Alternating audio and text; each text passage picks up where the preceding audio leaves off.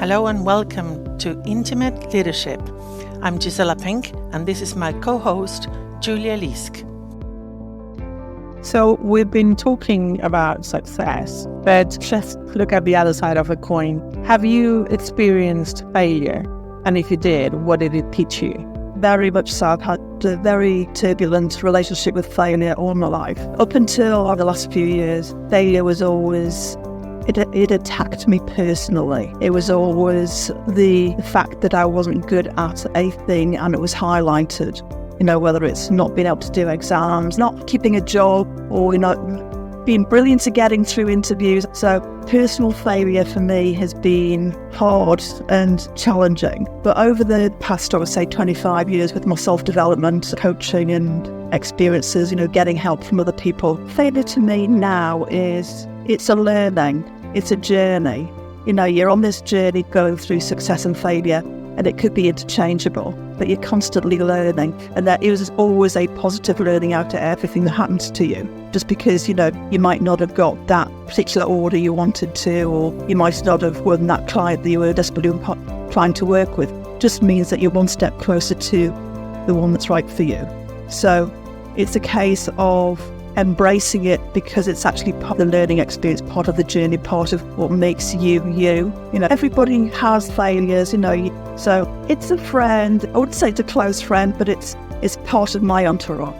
So we spent a lot of time on the previous recordings talking about success, thinking about these female leaders that we're talking to. Success is how they've got to the position they are in the business. But it's very apparent that through gaining success, they've actually had to endure, experience a lot of some failure. So is failure something that you would acknowledge as part of your journey? Well, I think it's naturally part of everyone's journey. It would be ridiculous to think that life is all plain sailing. I think that you get to a rhythm in life where breakdown, it's the beginning of a breakthrough. You fall down so that you can have a learning experience, and you stand up and you move forward. I had many moments where I've fallen down and things didn't go to plan, things that unexpectedly failed. Even though I put everything in place, the plan was spotless, and yet there was something for me to learn from that experience. One of the things you learn when you fail is to be undeserving. You learn to believe that just because I want something, it doesn't make it happen. Being undeserving, and so this is an opportunity for me to learn something new. In karate, you would say you go back to being a white belt, but it's always been, that failure has been a push forward with a lot more momentum than I would have before, and had led to many victories. For me, it means that I haven't thought, or I haven't been who I had to be to have that success. It means that not everything is under my control in life. Very true. And now, as a strategist, you're always looking for, what are your experiences of the world, experiences of the market, experiences of the product.